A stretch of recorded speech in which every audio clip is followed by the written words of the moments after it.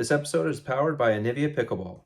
Based in the heart of Vancouver, BC, whether you're new to the game or a seasoned vet, they have the paddle for you. I myself am currently using their Voltex Gen 3 Pro, which comes in both mid and lightweight. A big thank you for the team at Nanivia for taking a chance on me in this podcast. And for listeners of the podcast, if you enter AGorman15 at checkout, you get 15% off. Check out anivia.com now. That's AGORMAN 15 at checkout. On with the show. All right, we're back from the weekend in Calgary at the Calgary Pickleball Center's grand opening tournament. So how did me and Irene do? How did we do in our doubles matches? Episode 17, Pickleball Diaries. Let's get right into it. Oh, what a shot.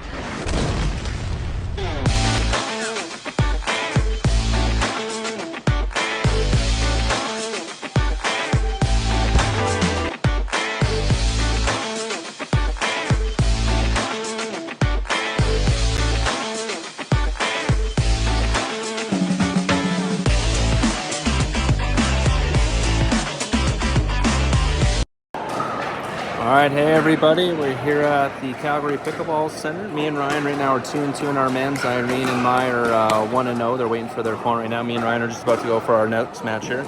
So we pretty much have to go undefeated to have a shot at getting the crossovers, but it's still going to be tough. So we'll update you later. It's a beautiful facility here, though.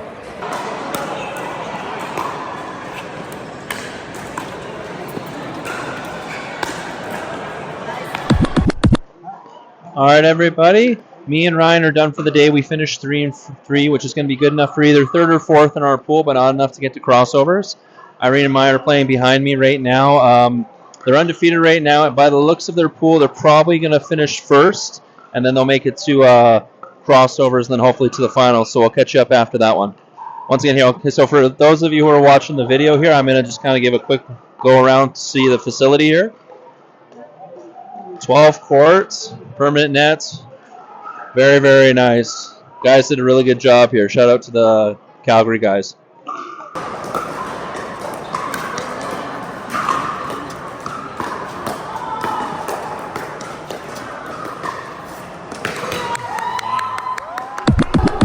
All right, everybody. It's day 2. We're doing mixed doubles. So far in pool play, me and Irene are 4-0. We got one match left, so if we win that, we'll probably guarantee ourselves first in the pool. And then we'll head to crossovers and hopefully go for a medal here. So stay tuned and we'll update you on that after.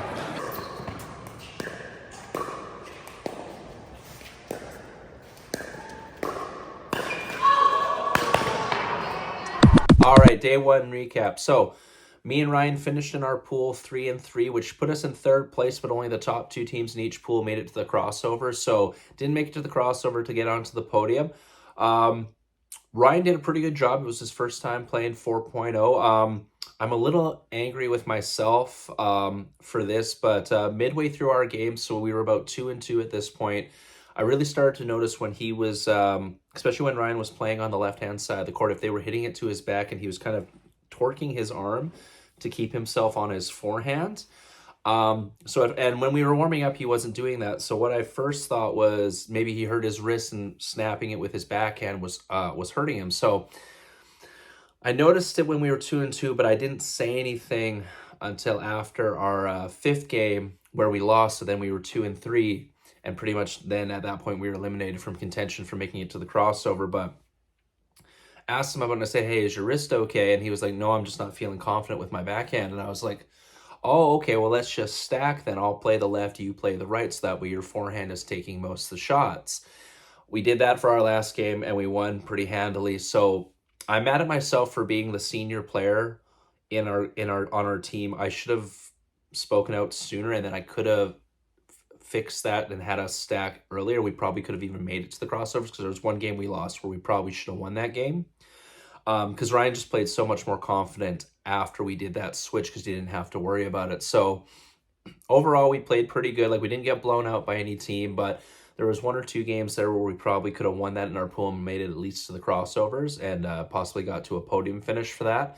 So I'm more upset with myself for not noticing that sooner. I kind of pride myself in noticing the other team's flaws when I'm playing and coming up with a strategy ahead of time. Like, so if someone's not handling their backhands or certain dinks well or drives well, I'll focus on that in the game. So the fact that I didn't notice that with my own teammate right away and didn't um, with being the more senior player on the team, not stepping up and addressing it right away. I'm mad at myself for that. So that's a lesson learned for me for that one.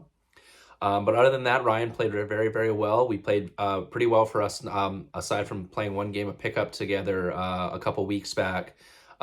Played really well as a team. We communicated really well. We didn't have a lot of shots that went between us or anything like that. So, and for his first foray into 4.0, Ryan did really, really well. So shout out to Ryan for that one. Moving on to Irene and Mai.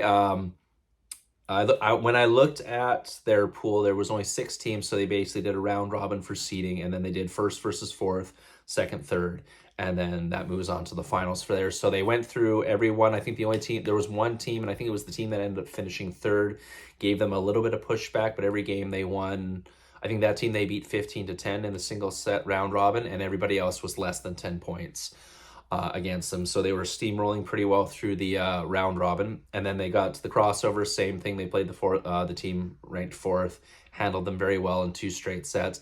When they got to the finals, however, versus a team they've played before, and the team they beat 15-7 in the round robin. I don't know what it was, but they weren't playing their game. They weren't communicating. You could tell Mai was getting in her own head a little bit, and just not feeling confident with her shots. They lost the first set 12-10, so down 1-0, and that's with not playing very well. And then the second set they come out roaring and beat the team 11-1. Which was more indicative of how they were playing in the round robin game. But then you go to the third set again, and they go right back to not playing with confidence, not communicating properly, and almost blow the game. They end up pulling up the 12-10 win to win the whole thing, and keep their streak rolling. Since they've started playing together, they've finished first in everything they've played in, with the exception of provincials, where they got the silver medal at 4.0. So they're rolling. I think after this tournament, Irene's female doubles ranking in pickleball brackets is probably going to be 4.5, so she's going to be able to move up to that category. So she's going to be able to start taking on some of those really high-ranked women like Caitlin Soroka consistently. Eventually, she'll be able to go in matches against Kim Layton and stuff like that in women's, and then she, as long as she's got Mai, she can pull her up too, or team up with someone who's in that high ranking. So props to Irene and Mai for winning that. There was one part in the game where they called a timeout. They came over to me, and I told them, I said, okay, this is what I'm noticing. This is what you can do to get some points, because they were down, I think, at that point, 8-5. And so they leave the timeout. They do exactly what I suggested. They go up 10-8, and then for some reason they stop doing it, and that's where the other team caught back up, and it was 10-10 again. So I already have gray hairs at my age. It's just a family thing, but yeah, I grew a few more watching that match for sure. But they did pull out the win, so they keep rolling, so that was really good. Moving on to day 2, so that was our mixed doubles. So me and Irene, there was 13 teams, in this division. So they did one pool of 6, one pool of 7. We were in the pool of 6, so our games were 1 sets to 15 for our round robin. The other pool, because it had 7, was 1 games to 11. So me and Irene steamrolled through our pool play. I think not a single team got above 9 points against us. We won a couple matches like 15-3. 15-4, 15-6, and stuff like that. I think the closest team got 9 points on us. This was probably the most, I don't want to say in sync, because we're always pretty much in sync, but the most consistent play we've played as a team. And I've noticed we've just been getting better and better and better as this year has gone on, moving up from the 3-5 to the 4-0s and stuff like that. So went 5-0, had like a positive point rating of like plus 45 or something like that, so got first in our pool. So we were waiting for the other pool to finish, and then when we saw the other teams coming, I was like, okay, that's a pretty decently skilled team. So we played the crossover, and then the same thing. It was just like we played so well, good strategy, making our shots, and it was like 11-3, 11-5 is what we won. So we get to the finals. And The finals, first set, we play same thing, play really really well. We win 11-5, like not even really breaking a sweat. Like the other team, we had some really good rallies. Like the score is not indicative 100% of how that game went, but at no point did I feel threatened that we were going to lose that set. So we move on to the second set, and I don't know what happened the first couple of points there, but we were just missing our shots. Like we had putaways that we just either put into the net or we put deep, and we basically spotted them 6 points. We were down 6-0, and then we called a timeout, got our heads together, and then ended up outscoring the other team. I guess it would be 12-4 because we ended up winning 12-10. And I just with doing the reverse stack like we've been doing the last couple of tournaments. So for those of you who maybe didn't hear the previous episodes, but we do a reverse stack when we play. So the regular stack, what most people do is, especially if both players are right-handed, they put the guy on the left with his forehand in the middle and the girl on the right. So to have supposed to be who's the more quotations dominant player, stronger player with their paddle in the middle. Well, me and Irene do a reverse stack where Irene's on the left and I'm on the right. We're both right-handed, but I have a very, very good backhand flick and a backhand hit, and then I'm also semi-ambidextrous, so I can hit the ball with my left hand if need be for a slam. And then Irene is just has a very, very strong drive, a very, very strong forehand, and she's not afraid to get into a firefight with anybody. So ever since we've been doing that, we've been playing extremely, extremely well together, and we don't really do like where you see some teams when they stack, the person who's in the stronger part takes like 70% of the court to the other person's 30, or even like an 80-20. Me and Irene pretty much do almost a 50-50 split. We just trust each other enough to get the shots. Every now and then we'll have a little bit of confusion for who gets that middle shot, because Irene does have a very good forehand, but I also have a very good backhand shot. But we've gotten better with our strategies of who to hit to, what shots to hit to set up each other or to set up ourselves with a shot. Like if you watch our match in the finals, that's up on YouTube now, you'll see a bunch of ones where Irene will dink it straight forward, and then the female player on the other team will hit it across, but it's high enough that I can get a backhand flick and I end up picking off the male partner in the shoulder or putting it past out of his reach, because of course he's creeping over because they're doing a regular stack. So the way we played that one, we kind of left no doubt, at least in our minds, that we were the best team there for sure. And hopefully that, because we've been sitting at 3.98 technically on brackets for quite a few months now, and it's been kind of driving us bonkers. That was the reason why we played 3.5 at provincials, because provincials had the strict policy of one of you had to be that ranking to play up. So we weren't allowed to play in the 4.0. We'd even emailed and asked, like, look, we're sitting at 3.98. Can we move up? And they were like, no, you can't. So like we were like, okay, we'll play 3.5. We won the gold in 3.5. And then we went to nationals, played that 4.0, 4.5 division, played the 4.0 division the second day. And because of the rankings of the players on the other teams, because there was other players who were also 3.5 rankings, we moved up to we were at 4.0 at one point. And then if you look at like our last match, dropped us back down to like 3.99 or something silly like that. So this tournament, because only one team at one point got 10 points on us, I'm pretty sure this will boost us over the 4.0. I don't see how we could be anything less than that at this point. So hopefully we're at that. So that way, if we manage to get into another tournament this year, or by the time we start tournaments next year, we'll be going into 4.0s, maybe even making a push for 4.5, especially with Irene being 4.5 in women's now. So, or pretty much 4.5 in women's now. So yeah, so that's the games. Now the center as a whole, very, very beautiful facility, 12 courts, permanent netting, outdoor type flooring, so you're using outdoor balls. You had some nice swag when you signed up. You got a ball, you got a t-shirt, you got some overgrip tape.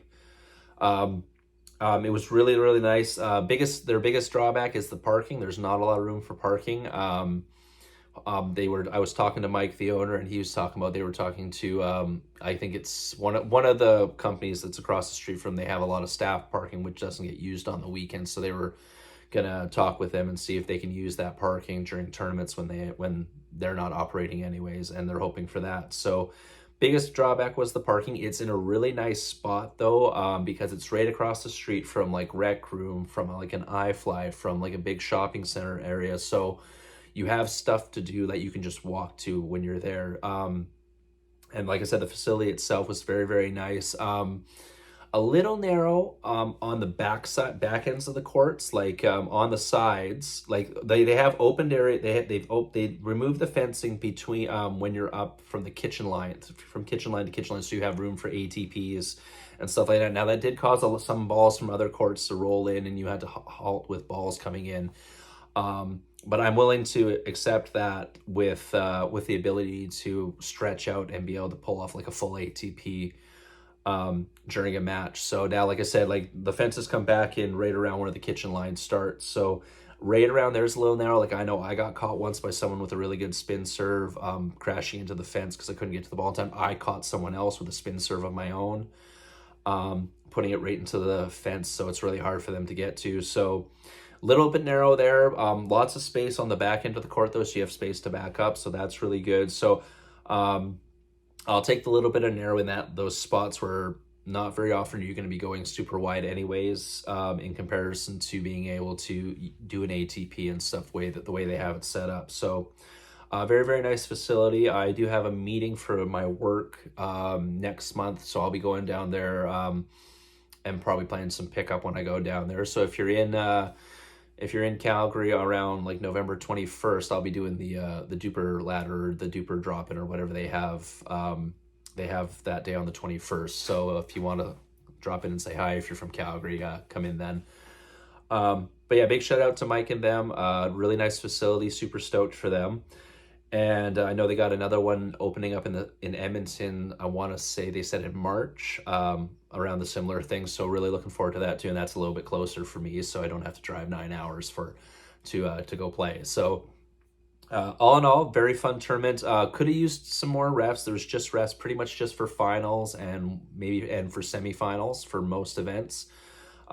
Didn't really have an issue with line calls this time, because I know last time I played in a tournament where we didn't really have refs every match. We did have an issue, but I know the bronze medal match for our division, they had to call a ref over because there was some arguing going on between the two teams there. So could use a little bit more refs for that, but for a grand opening tournament, not too bad.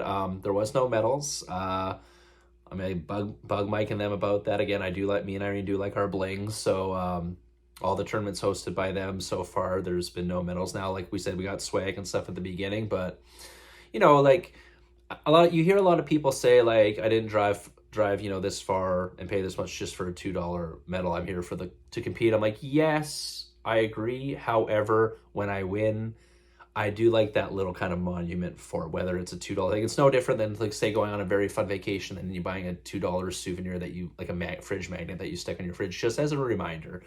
Right. So as much as I agree with the thing, I don't really care about the medal. I'm like, yeah, but when you win, you do want something, you know what I mean? Something to kind of show that momentous, like yeah, a picture and stuff that you can post on Instagram and stuff like that is fine. But that little thing, because we got a little spot up in our house where we have our medals and stuff hanging up.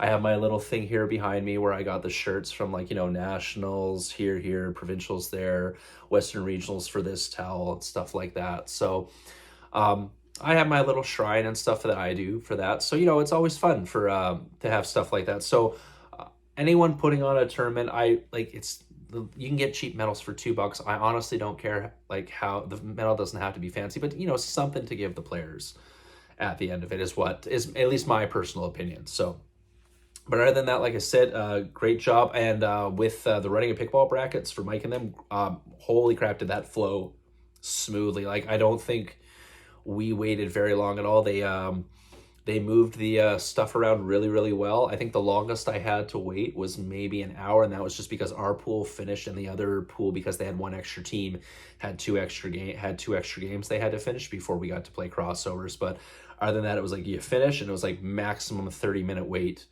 before your next game. So that was good because you stayed fresh the entire time. So really enjoyed that.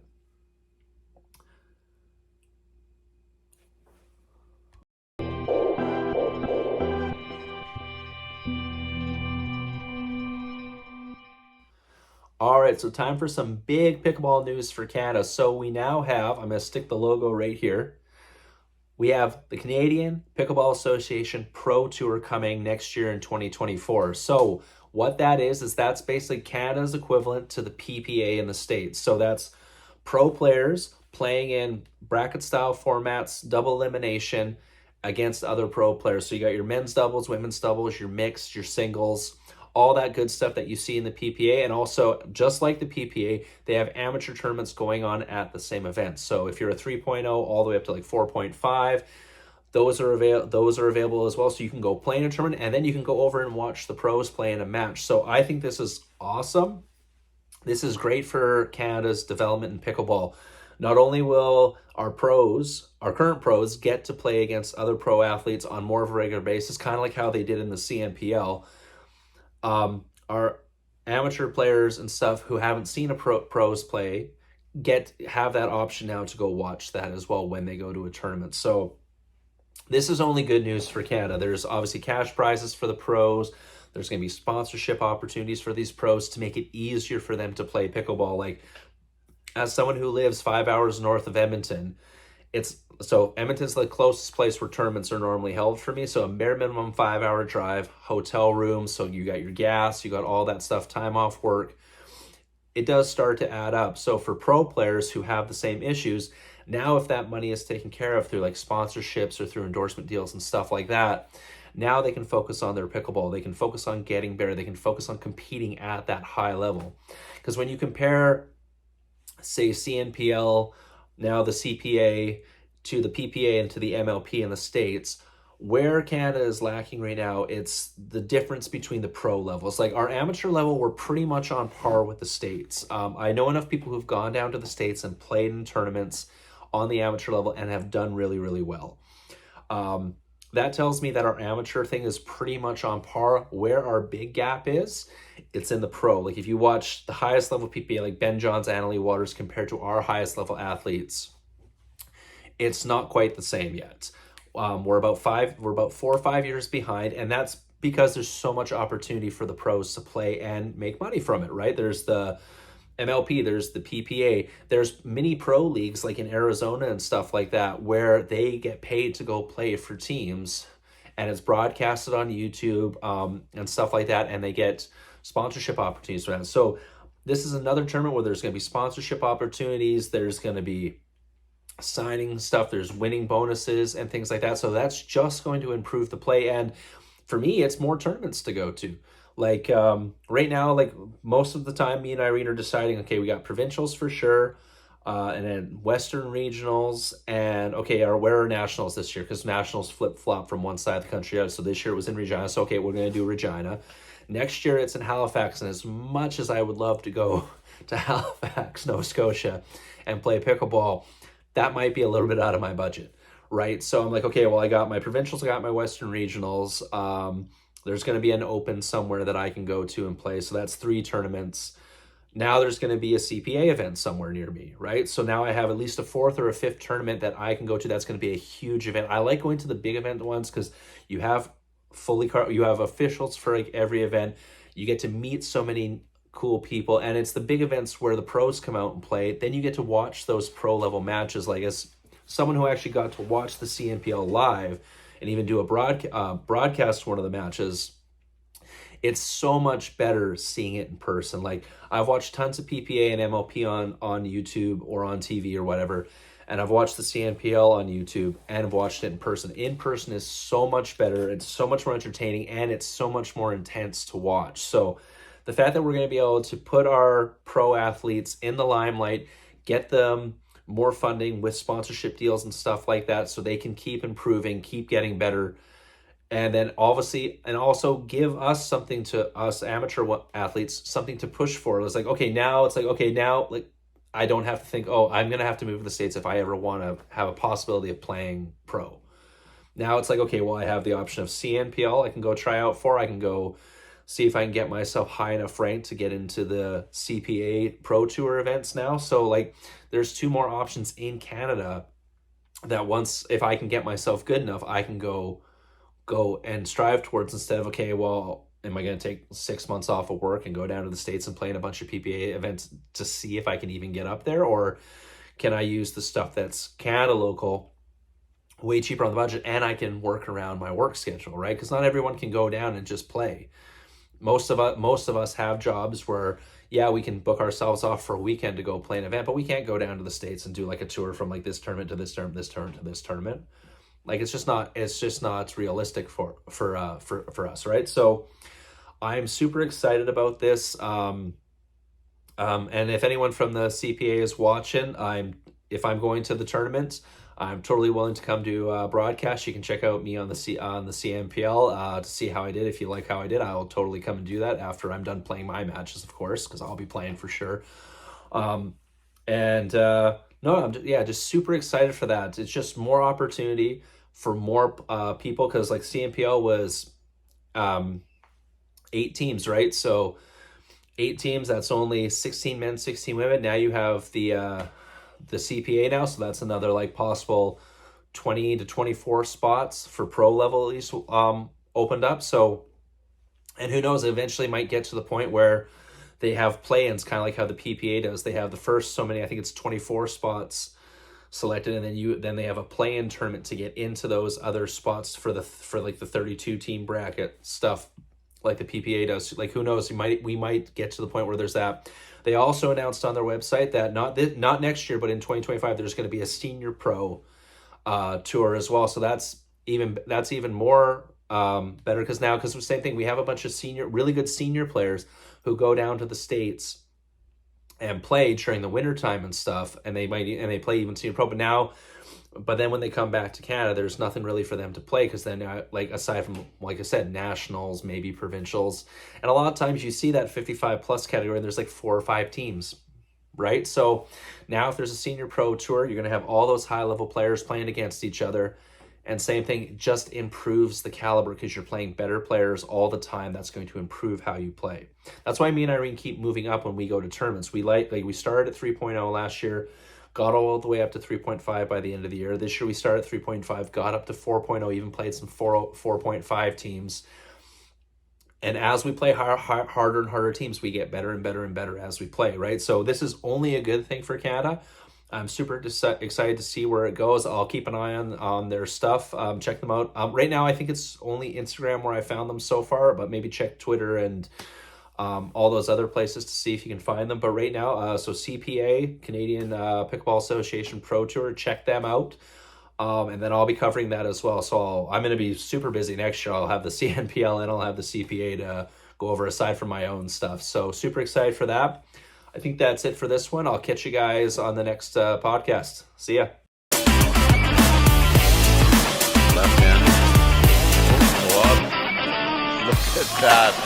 What a way to end it. An overhead smash. And not just an overhead smash, but a jumping overhead smash by Irene. So Irene and Andrew from East River, Alberta, gold medalists.